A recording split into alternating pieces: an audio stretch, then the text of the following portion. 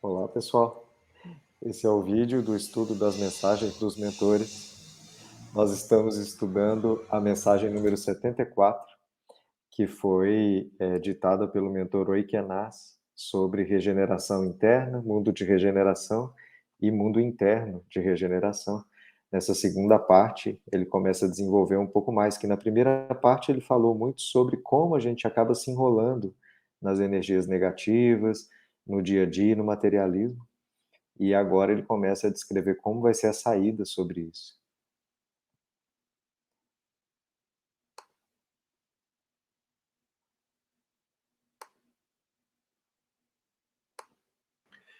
Neste próximo caminho, ao qual já adentramos, chamado regeneração, ou mundos regenerados, amplia-se um pouco mais as percepções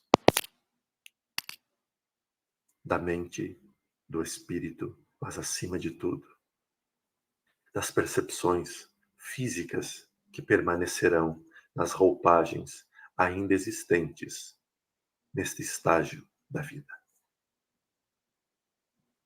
Precisamos entender e compreender que dentro deste novo período que existiremos, ocorrerá o mesmo processo vigente hoje no mundo de provas e expiações. Amadureceremos, cresceremos, nosso corpo alterará sua forma, sua estrutura, suas condições, para trazer maior amplitude de visão, de percepção e, acima de tudo, de crença. Em breve, as cortinas que ainda nos prendem, as provas duras e as expiações longas, tenderá a diminuir ou a ficar cada vez mais leve e transparente, trazendo a nós a certeza e a convicção de que tudo aquilo que estudamos ou acreditamos torna realidade, palpável às nossas percepções e compreensões. Aos poucos, os flagelos da dor e da aflição começarão a diminuir. Claro que neste momento, como um sonhador, sei que serei colocado. Mas diante da história da humanidade, a olharmos com atenção aos olhos da razão, do esclarecimento e do discernimento, veremos e vemos o quanto a sociedade cresceu, amadureceu e compreendeu.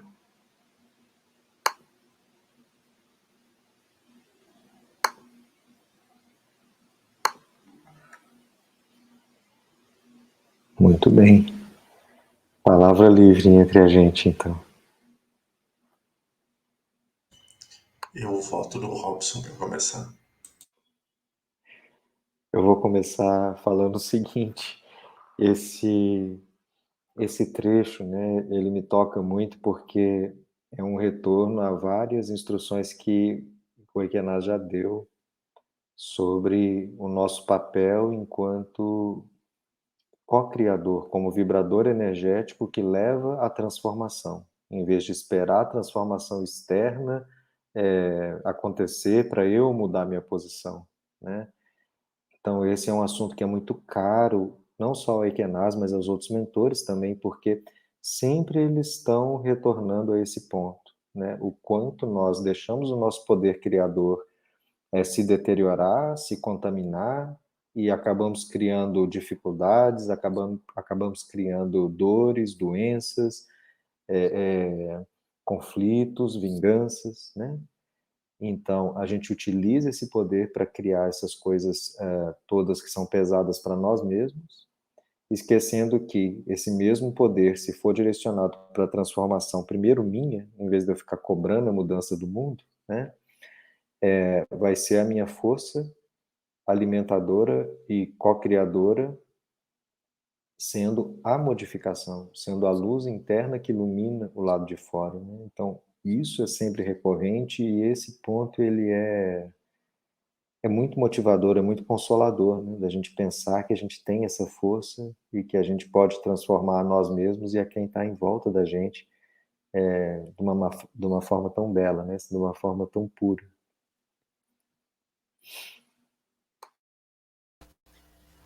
E veja, né, Robson e Jordali, que ao longo das nossas existências, né, e ao longo da evolução da própria humanidade mesmo, né, desde quando a gente começou a se organizar em núcleos, como a questão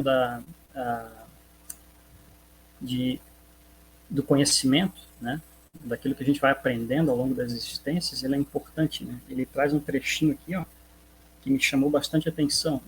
Vou até pedir a liberdade para ler aqui, mas ele fala o seguinte, que é um trechinho bem curto. Ele fala que trazendo a nós, né, ao longo dessas expiações das provas que a gente vai passando para evoluir, né, e para entender também um pouco mais e ampliar o nosso entendimento sobre os processos que a vida nos trazem para o nosso crescimento, ele fala o seguinte, que é trazendo a nós a certeza e a convicção de tudo aquilo que estudamos e acreditamos torna-se realidade palpável às nossas percepções e compreensões.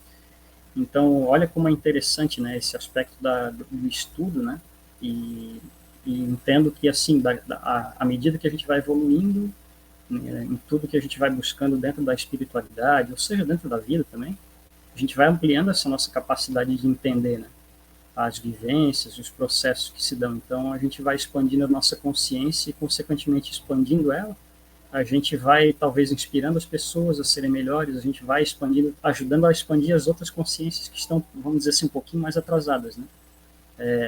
E vejam, Jesus, uma consciência muito elevada, né?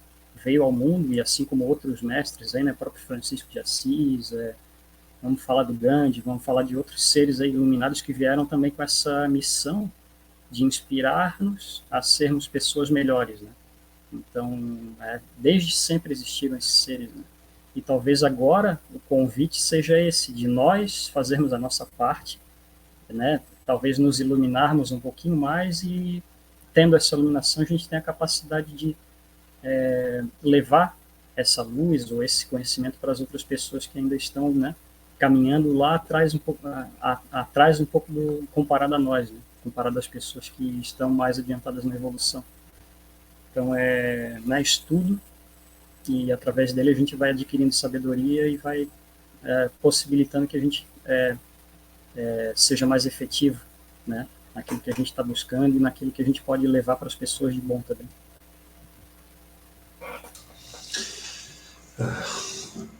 Eu escuto o Oikenaz há tanto tempo, né?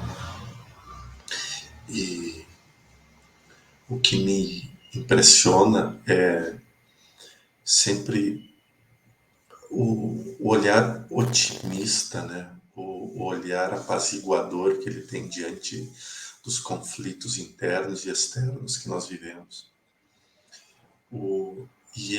Uma das coisas que ele, quando ele fala esse trecho que o Fábio acabou de ler, ele vai muito além dos ensinos e das leituras, dos estudos que nós fizemos em relação a espiritismo ou qualquer assunto. Ele nos reporta a olharmos o passado, a pegarmos os textos antigos que se tornam recentes pela sua maturidade, pela sua expressão, e que a gente consiga olhar isso com a atenção que merece. Quando a gente pega, por exemplo, os filósofos da antiguidade e a gente começa a ver tamanha profundidade que tinha nos seus ensinos e que se tornam vigentes e presentes no dia atual, nos nossos dias atuais, desde questão ética, questão moral, a gente vê que muito pouco avançamos, porque ainda a gente está buscando externamente. Quantos conflitos, né, que nós conseguiríamos resolver se nós conseguíssemos por um momento, quando ele fala, porque ele fala muito, o véu, né, o véu denso que nos separa da realidade. E não tem como eu não enxergar um palco diante disso. É o palco da vida. E só que a gente está sempre na condição dos apresentadores, daqueles que se apresentarão. E a plateia nada mais é do que as nossas longas existências, né? A maneira que a gente vê o mundo, a maneira que a gente vê a sociedade. E teve uma ópera que eu toquei uma vez, que o teatro não tinha fosso. Então a gente não podia estar escondido no fosso para ter apenas a cena. Então eles colocaram, porque os músicos e o maestro precisam ver os cantores, né, as pessoas que estão ali estão encenando e participando. Então eles colocaram um pano preto, mas era transparente. Então o público não enxergava nitidamente a orquestra, mas nós enxergávamos o público e enxergávamos os cantores. Então, toda vez que o Ekenas fala isso, de que esse período que a gente vai, o véu vai tornando-se leve e transparente, eu enxergo aquela cena de ver um teatro lotado, feliz, motivado, e nós ali produzindo aquele conteúdo. E isso foi algo que ficou muito gravado em minha memória por ser um teatro muito lindo, que é o Teatro São Pedro, em Porto Alegre, que é lindo esse teatro. Tem um lustre lindo e tudo estava feito naquela noite para que nós, músicos da orquestra, que era uma orquestra reduzida, e pudéssemos apreciar toda aquela cena e contracenar com o público, mesmo estando sobre um véu que separava, né? Então, essa é a visão que o Ekenas me faz enxergar toda vez. Dessa capacidade que nós temos de transformar qualquer situação em vibração, ou seja, em música. Mas que tipo de música? Bem, a música que o nosso coração estiver disposto a produzir. Eu achei lindo isso que você acabou de falar, até porque ele mesmo se chama de sonhador na mensagem, né? Ele fala assim, eu sou um sonhador e estou enxergando esse mundo. Então, é como se isso que você falou fosse uma metáfora do sonho dele, né? De como que a gente vai se inserir de uma forma que, para Deus, é como se fosse uma arte, para nós é como se fosse uma confusão, né? Para nós, a gente não enxerga o todo, então parece que tem alguma coisa faltando, mas para Deus não tem. E que a gente começa a concretizar realidades a partir do sonho, né? Então, se a gente não sonha, se a gente não imagina, se a gente não tem essa leveza, né, de se imaginar num lugar assim, como que nós vamos concretizar um dia? Verdade, essa questão da concretização, né, Robson? E a gente vem aí, né, como eu estava falando, ao longo das existências, nessa evolução. E aqui nesse trechinho que ele fala que ele é um sonhador, ele cita, ele até faz um convite aqui, ó. Vemos e veremos como a sociedade cresceu, amadureceu e compreendeu. Ou seja, ele está falando aqui que nós evoluímos já bastante, né? E que podemos sim ficar felizes, porque, né, quanta coisa vivenciada para trás, que era mais dura, né, que era mais difícil, né, e depois ele vai trazer mais para frente na mensagem essas paisagens, né, vai desenhar essas paisagens para a gente. E é importante, né, a gente saber que estamos num ponto da evolução, nós já podemos dizer assim, evoluímos muito, né, em tecnologia, e está na hora de dar um passo a mais nessa questão também intelectual e espiritual, principalmente, né? É o que a gente está fazendo todos os dias. Fábio, eu acho que se a gente olhar a história, né, a história da humanidade, e não vamos muito longe, pegamos 100 anos para trás, 150 anos, em termos de tecnologia, o avanço que nós tivemos foi surreal. Há pouco mais de 100 anos nós não tínhamos luz elétrica. Hoje a gente não sabe viver sem luz elétrica. Né? Hoje a gente não sabe. O que vai fazer? O que a gente faz no escuro quando não tem opção de ficar no escuro? Ficar no escuro é obrigação, porque não tem o que fazer. A rua está escura, a casa está escura, tudo para de funcionar.